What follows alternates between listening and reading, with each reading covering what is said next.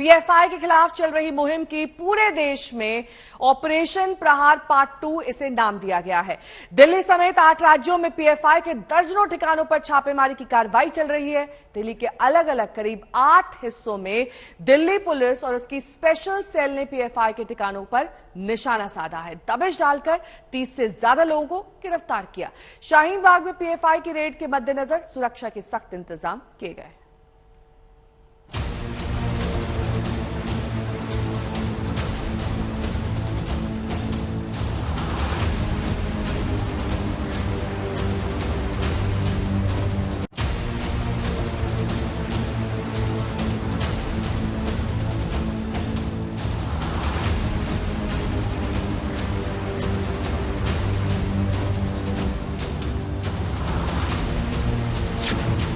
PFI के खिलाफ operation प्रहार पार्ट 2।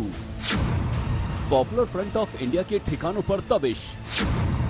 राजधानी में पीएफआई का कसा गया शिकंजा। 170 से ज्यादा लोगों को या तो डिटेन किया गया है या फिर उनमें से कई लोगों को अलग अलग राज्यों में, जो कि 8 राज्य हैं, वहां पर उनको गिरफ्तार कर लिया गया है। आगे इन लोगों से पूछताछ होगी, उसके बाद जो है आगे कदम बढ़ाए जाएंगे। सूरत से पहले ही शुरू हो गई छापामारी। ये जो गिरफ्तारी है 30 लोगों की, ये पूरी दिल्ली से गिरफ्तारी हुई है। नॉर्थ ईस्ट दिल्ली इलाके में रेड हुई है, उसके अलावा रोहिणी इलाके में, आउटर दिल्ली इलाके में। शाहीन बाग, रोहिणी, जामिया और निजामुद्दीन में छापा। राष्ट्रीय राजधानी दिल्ली में पॉपुलर फ्रंट ऑफ इंडिया के कई ठिकानों पर छापा मारा गया है। दिल्ली पुलिस और स्पेशल सेल और स्पेशल ब्रांच का ये लाव लश्कर इस बात की गवाही तो दे ही देता है कि मामला किसी भी सूरत में हल्का फुल्का तो नहीं है। दिल्ली पुलिस की स्पेशल सेल, स्पेशल ब्रांच और लोकल पुलिस ने मिलकर राजधानी के कई इलाकों में सुबह का सूरज निकलने से पहले ही ताबड़तोड़ छापामारी शुरू कर दी।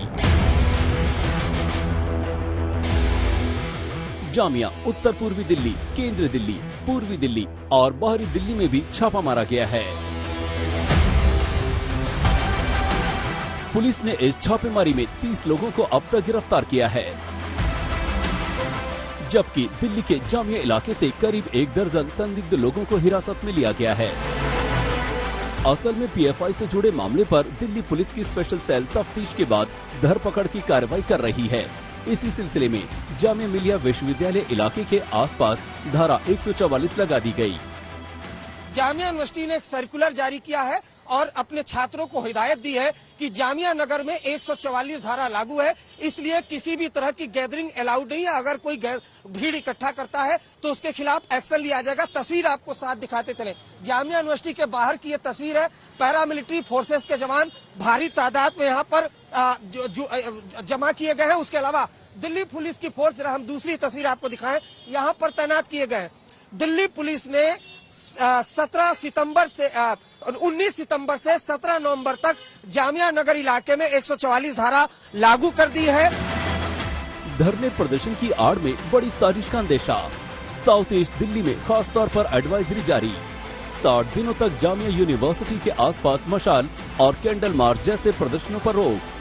धारा 144 की गई लागू। आदेश न मानने पर कार्रवाई की चेतावनी। जामिया विश्वविद्यालय ने भी छात्रों के लिए चेतावनी जारी की। जो पॉपुलर फ्रंट ऑफ इंडिया है, उसकी जो टॉप लीडरशिप है, उसको इस बात का अंदेशा था कि पीएफआई पर एक्शन हो सकता है, खासतौर पर जिस तरह से टेरर कनेक्शन में उनके कई मेंबर्स फंसते जा रहे हैं। उसके बाद पॉपुलर फ्रंट ऑफ इंडिया ने कई नए विंग बना रखे हैं, जिसमें एक स्टूडेंट विंग है, कैंपस फ्रंट ऑफ इंडिया, जो खास तौर पर यूनिवर्सिटीज इलाकों में काफी एक्टिव रहता है। पीएफआई यानी पॉपुलर फ्रंट ऑफ इंडिया यानी पीएफआई पर एक बार फिर एक्शन हुआ है और दिल्ली के 8 अलग अलग हिस्सों में छापे मारे गए।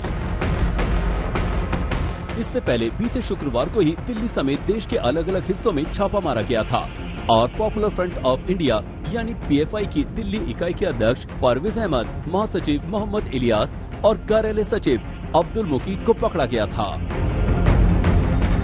विशेष अदालत ने प्रवर्तन निदेशालय यानी ईडी को पूछताछ के लिए 7 दिन की हिरासत भी दे दी थी।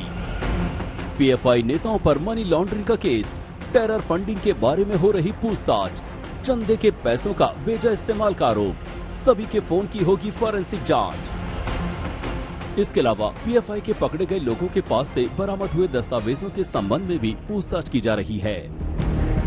पॉपुलर फ्रंट ऑफ इंडिया के लोगों के यहां से एनआईए ने छापेमारी में कई महत्वपूर्ण दस्तावेज जब्त किए हैं, जिसमें जानकारी ये मिल रही है कि 150 से ज्यादा मोबाइल फोन को जब्त किया है, उनके डेटा को खंगाला जा रहा है।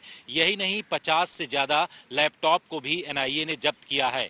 106 जगहों पर जो छापेमारी की गई है उसमें एनआईए ये कह रही है कि यहां से जो भी महत्वपूर्ण दस्तावेज मिलेंगे उसके आधार पर आगे एनआईए इन गिरफ्तार लोगों से पूछताछ करेगी। असल में टेरर फंडिंग को लेकर ईडी एनआईए की जांच अब रफ्तार पकड़ चुकी है। केंद्रीय जांच एजेंसियों के निर्देश और पहले के इनपुट के आधार पर एनआईए और राज्य पुलिस की ओर से ये कार्रवाई की जा रही है। दिल्ली से जितेंद्र बहादुर के साथ अरविंद ओझा, आज तक।